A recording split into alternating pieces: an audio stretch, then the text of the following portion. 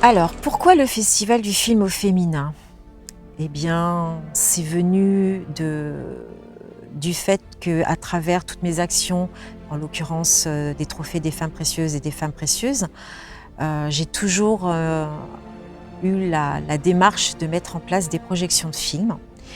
La dernière étant à travers la présence de Sonia Rolland, Firmin Richard et France Zobda pour le livre Noir n'est pas mon métier, qui a eu lieu en octobre. J'ai organisé avec le soutien de Sonia une projection de son film Femmes du Rwanda.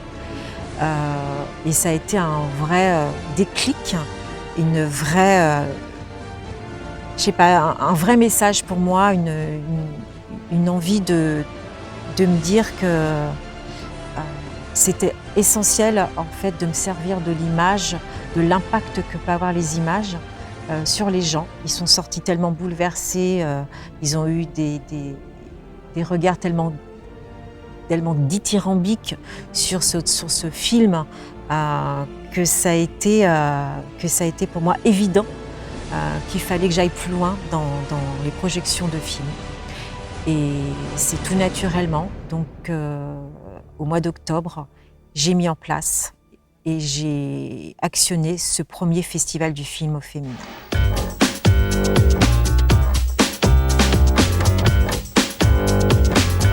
Alors le festival du film au féminin, il s'est articulé autour d'une sélection étoiles qui a été orchestrée par Nathalie Vindevogel, qui est elle-même réalisatrice, qui elle a donc géré toutes les réalisatrices locales.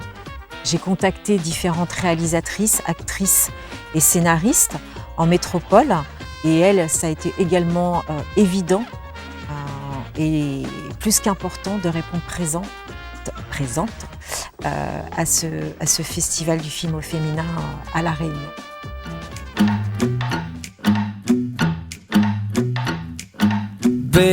Donc il y a eu Brigitte Si, qui est actrice, également scénariste. Il y a eu Fanny Glissant, productrice et réalisatrice. Blandine Lenoir, scénariste, actrice et réalisatrice. Léa Missus, jeune réalisatrice et scénariste. Et Nadège Bossondiane, actrice, chroniqueuse aussi, chanteuse, je crois bien, qui ont donc accepté l'invitation à participer à ce premier festival du film au féminin.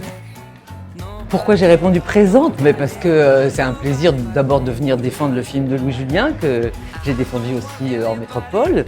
Et puis que moi je suis trop contente d'être à La Réunion, de découvrir La Réunion et de découvrir le film des autres réalisatrices et voilà, de te faire connaissance avec toi. Et voilà, non, c'est un plaisir de toute façon d'accompagner les films et surtout de rencontrer les gens qui voient les films et d'avoir le retour des projections, parce que c'est au cinéma, on est toujours isolé, enfin, acteur ou réalisateur, on est isolé de la réaction des gens une fois que le film sort, donc c'est très important d'aller vers les gens, très important. C'est le seul moment des festivals.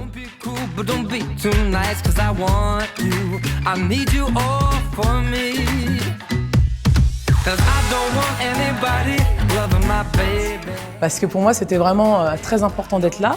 Et puis, je connais pas du tout l'île de La Réunion, je connais pas les gens de l'île de La Réunion, pardon.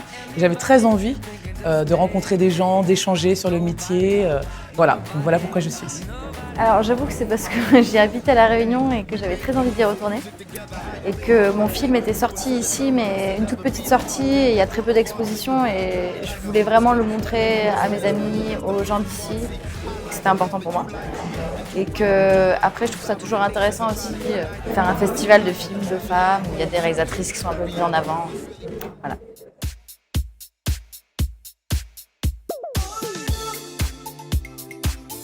Cette programmation s'est aussi articulée et appuyée sur un film qui était capital pour moi d'avoir pour ce festival du film au féminin, qui est le film de Louis-Julien Petit, Les Invisibles. Ça a été pour moi un vrai combat de faire venir ce film, mais grâce à des partenaires et notamment aux partenaires cinéma, de pouvoir faire venir ce film à La Réunion, qui est sorti au mois de janvier. Et ça a été un moment extraordinaire de partage, d'échange avec le public et avec l'actrice donc Brigitte Si qui avait fait donc le déplacement à cette occasion. Un film bouleversant, un film important. Voilà, important pour La Réunion, important pour les femmes, important pour la place et la valorisation des femmes. Voilà. Je répare de l'électroménager. Je l'ai appris en prison. Parce que j'ai tué mon mari. Attends, Chantal. J'aime pas mentir. Oui, mais tu mens. Audrey, elle dit pas qu'elle a un problème avec les hommes. Non, attends, moi j'ai aucun problème avec les hommes. Voilà, Audrey, là, elle ment. Et c'est pas grave. Je vais rapporter des luminaires de chez moi. Comment veux-tu qu'elle soit autonome si tu mâches tout pour elle? T'as pas vu dans leur regard l'espoir qui est revenu. Je sais pas comment elles sont belles, comment elles ont envie maintenant.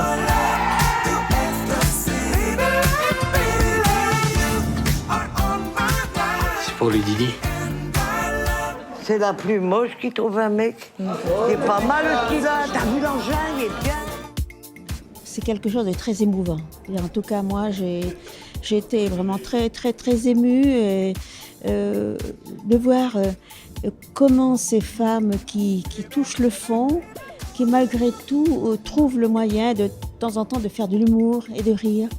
Et je trouve ça particulièrement émouvant et particulièrement fort. Et je trouve qu'il y a dans toutes ces femmes une telle envie de s'en sortir, une telle envie de vivre, un tel courage que vraiment on ne peut qu'avoir envie de les aider à s'en sortir encore davantage. Le cinéma a changé beaucoup. Enfin, moi j'ai commencé comme actrice, donc j'ai vu le cinéma évoluer au cours des années.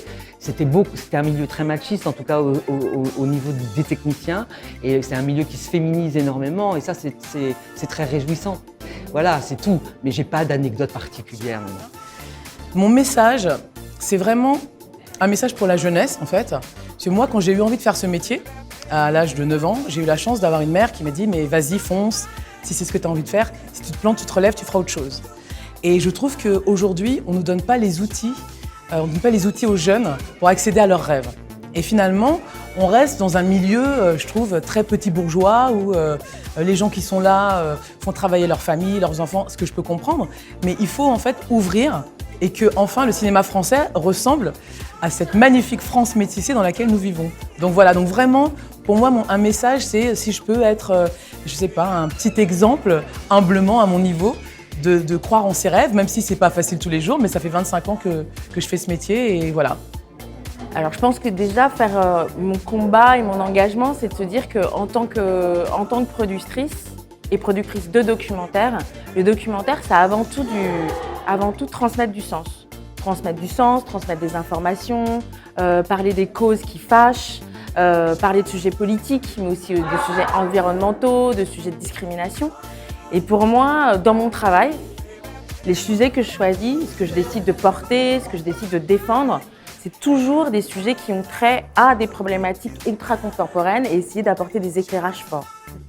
Et du coup, j'essaye toujours de trouver le moyen le plus puissant de parler au plus gros monde, au plus grand nombre de personnes, à la plus grande audience, de sujets qui semblent être des sujets périphériques, annexes, extérieurs.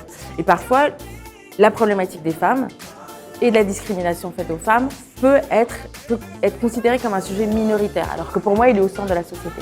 Et donc le travail que j'essaye de faire en tant que productrice, c'est de se remettre ce sujet au centre, que ce soit au niveau des violences, que ce soit au niveau de la discrimination économique, politique. Voilà, c'est vraiment ce qui m'intéresse.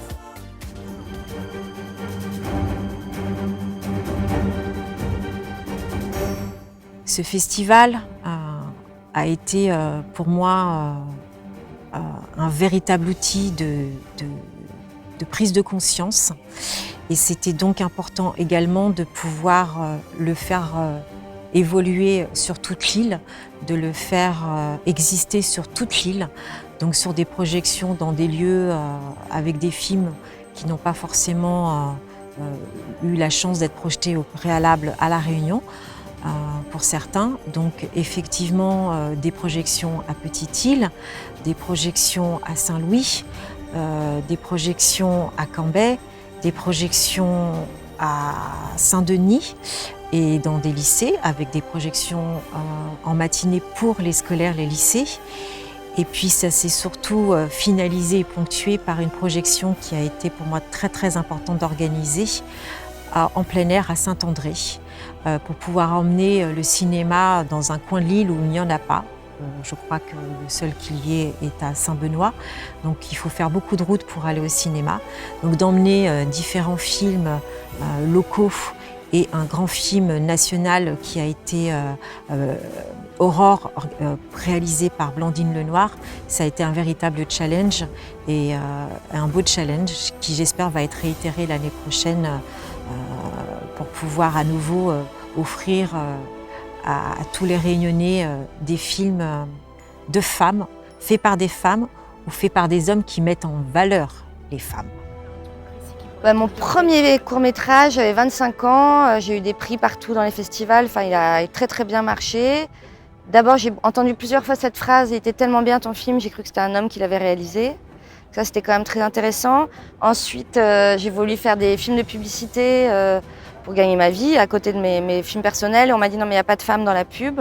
Pareil, c'est en train de bouger, là, il y en a 2, 3 maintenant, mais là ce que je te parle de mes débuts, quoi, où c'était vraiment très bouché. Ou alors, si on m'avait proposé par exemple de faire une publicité pour la lessive, c'était ça pour les femmes a priori, c'était ça. Et puis aussi, sinon, souvent, quand une femme fait un film, on imagine qu'elle parle forcément d'elle-même. Par exemple, voilà, le film que je présente ce soir, qui s'appelle Aurore, aborde la thématique de la femme vieillissante et aussi de la femme ménopausée. Et on m'a beaucoup dit, tiens, c'est étrange qu'une femme de votre âge s'intéresse à ce sujet. Je sais pas, on ne demande pas à des réalisateurs hommes pourquoi ils s'intéressent à des problématiques féminines. Donc c'est assez étonnant ce truc-là. Donc je vous donne rendez-vous l'année prochaine pour, j'espère, une autre très jolie sélection de films au féminin.